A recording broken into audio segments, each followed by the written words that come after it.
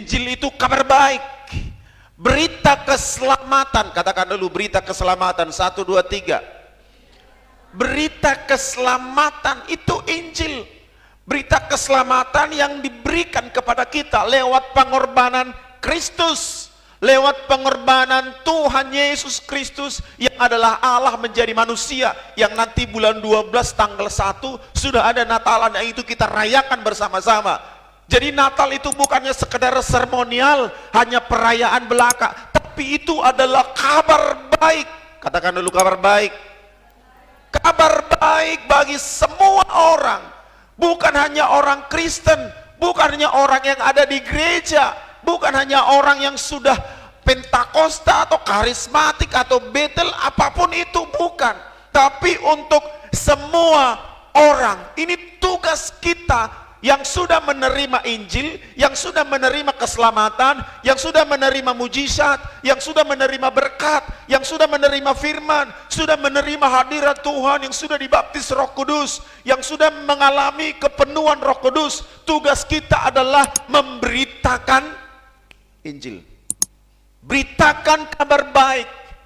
Siapapun kita yang sudah menerima semuanya itu, beritakan kabar baik. Amin. Kalau dalam konteks ini sampai ke ujung bumi. Bicara ujung bumi itu di mana? Ada banyak orang yang menafsir. Kalau saya simpelnya berkata, ujung bumi itu adalah di mana kaki kita berpijak. Di mana saudara dan saya berdiri, itu adalah ujung bumi. Karena bumi itu bulat. Ada di sini yang menganut bumi datar? Mau tahu ada kan? Gak ada, bumi gak datar. Bumi itu bulat. Jadi bulat itu ujungnya di mana? Ada orang yang bilang kutub utara dan selatan. Sah-sah saja. Ya. Tapi ujung bumi itu adalah di mana saudara menginjakkan kaki saudara. Di situ kita harus memberitakan Injil, beritakan keselamatan, beritakan kabar baik, beritakan, saksikan kepada orang apa yang kau rasakan. Aku kebaktian di sana loh, aku ngerasa di situ ada hadirat Tuhan luar biasa. Aku kemarin sembuh loh dari sakit ini, setelah berdoa, setelah saya bergumul saya disembuhkan. Kemarin aku selamat loh dari kecelakaan, kemarin selamat loh aku dari kerugian. Itu semua karena kebaikan Tuhan. Saksikan itu kepada orang lain. Nah, cukup hanya diri kita sendiri. Tapi diawali dari mana? Saudara ngerti dulu Injil itu. Injil itu bisa dikatakan juga kekuatan Allah yang menyelamatkan. Pastikan diri kita selamat dulu. Saudara sudah selamat? Amin. Angkat tangan yang sudah selamat. Iya. Saudara dan saya harus dipastikan. Ada bomnya Rusia nyasar ke sini. Saudara pastikan dulu selamat hari ini. Begitu. Tugas kita. Pertama dikatakan bahwa karena itu pergilah jadikanlah semua bangsa muridku dan baptislah mereka dalam nama Bapa, Anak dan Roh Kudus. Kemudian dan ajarlah mereka untuk melakukan segala sesuatu. Kalau dalam Kisah Rasul 1 ayat 8 dikatakan jadilah saksi. Di mana? Di Yerusalem, di Judea, di Samaria, sampai ke ujung bumi. Kita harus jadi saksi, Bapak Ibu Saudara. Menyaksikan apa? Segala kebaikan Tuhan. Yang tadi yang ibu itu bersaksi di sini, kayak pernah kita jumpa Ibu di Shantar ya. Ya, yang ibunya bersaksi itu dia menyaksikan kebaikan Tuhan. Itu udah bagus. Kita menyaksikan bersama-sama, ditolong Tuhan, disembuhkan Tuhan. Orang bersaksi di sini itu bagus.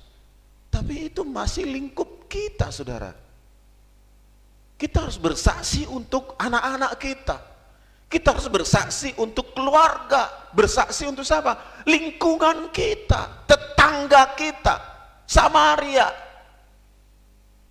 Judea kita harus bersaksi, sampai ke ujung bumi bersaksi di sana. Itu tugas kita.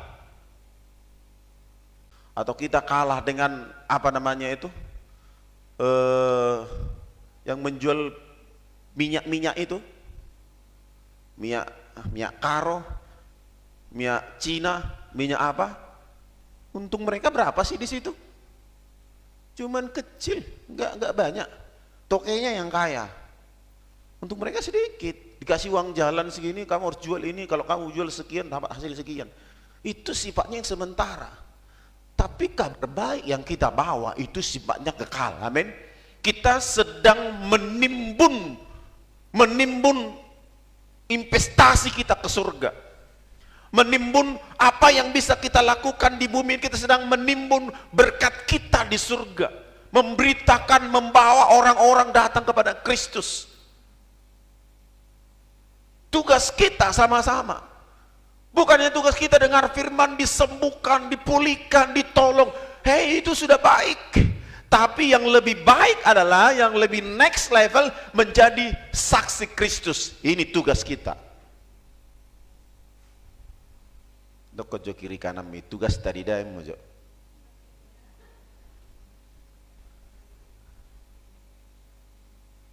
Bersaksi. Baru bayi nomor saksi amang lias durani jol mamang ide iba. Justru waktu di situ kau ceritakan, walaupun saya begini, nggak punya uang, nggak punya harta, nggak punya sawah, nggak punya ladang, saya bisa makan hari ini tanpa minta-minta.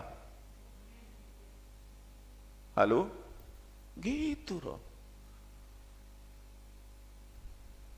Nak songon ikon berani di teman dok songon lagu nang pebota kawali itu unang lias roham tua wina.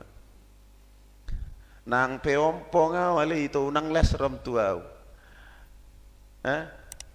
Nang pekari tingau nang les rom tua. Ini ciptaan Allah yang mulia, yang Allah pelihara.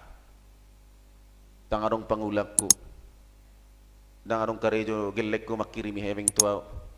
Tuhan bisa pakai burung gagak memberkati kita. Itu perlu disaksikan. Begitu. Banyak hal yang kita sudah alami. Saksikan itu. Beritakan itu kepada orang lain. Beritakan Injil. Ke pertiga-tiga. Bu jamaah alai pertiga-tiga sering udah unang margabus dah. Tangarong do piutuk kusani ini naku kamu.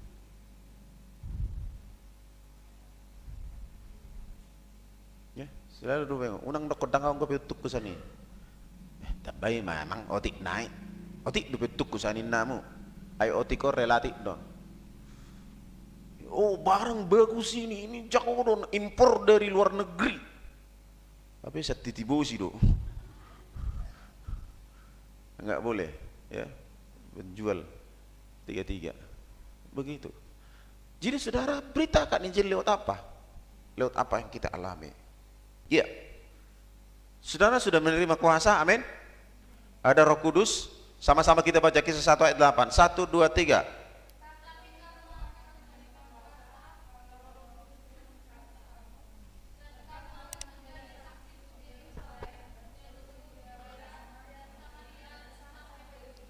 One more.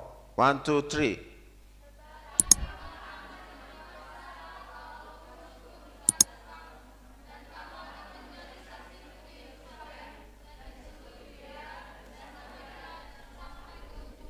Amin.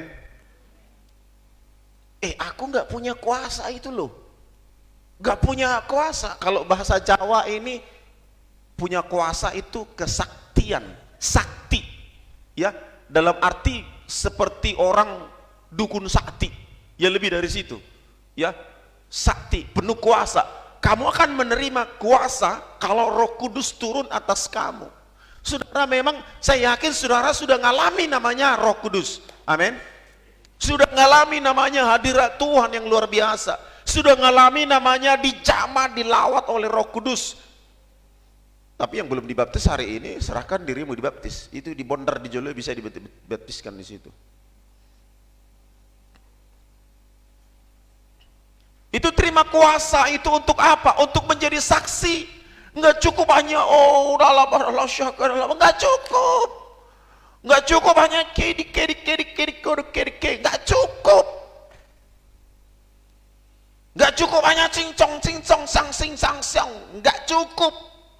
Seperti apapun bahasa roh kita, ya itu harus kita terima. Itu harus kita terima dengan iman. Tapi nggak cukup hanya sampai di situ. Harus bisa berani menjadi saksi. Sempat saudara dan saya berani menjadi saksi Kristus. Udah nih, satu keluarga jatahnya satu keluarga 2 tahun, bisa nggak? Satu keluarga jatahnya satu keluarga bersaksi. Kita bimbing mereka, kita ajari mereka, kemudian mereka akan tertarik. Kamu gereja di mana ya? Gereja di situ lu GBC Siloam. Mereka datang ke sini ngalami pertumbuhan rohani yang luar biasa. Tempat ini penuh dengan jiwa. Nggak apa-apa, mau 200 kali bangun gereja nggak apa-apa. Kalau memang alasan itu karena pertumbuhan gereja, jiwa. Tapi buat apa kita bangun-bangun besar gereja, kemudian jemaatnya nggak ada yang mau terlibat memberitakan Injil? Nonsen. Untuk apa?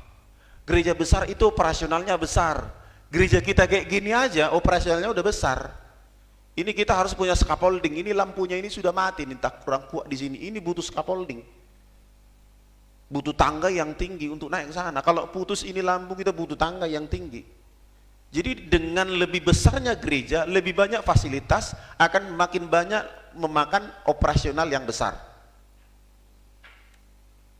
Begitu. Dari mana bisa memenuhi semuanya itu? Ya dari kita yang mau berkorban memberitakan Injil. Kemudian segala sesuatu yang ada di sini kita keroyokkan sehingga menjadi enteng. Tapi bikin gereja besar, kemudian morong-orong, wah, olah lepunami emang sebulan 2 juta ini nak. Mereka sesuai do, gereja besar, banyak jemaatnya.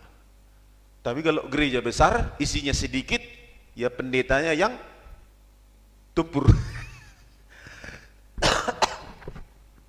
Gitu. Jadi disesuaikan.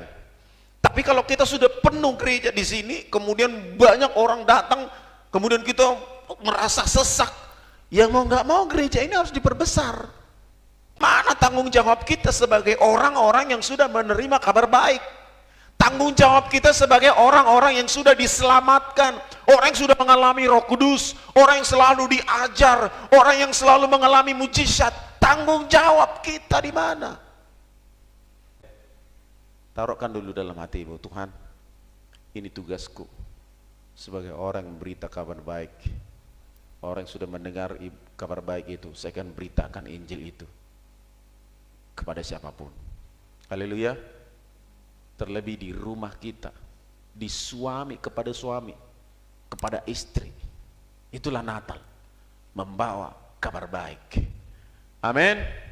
Jadi ini tugas kita sama-sama, bukan hanya tugas pendeta, tapi tugas kita sebagai orang-orang yang dipilih, dipanggil Tuhan untuk memberitakan kabar baik itu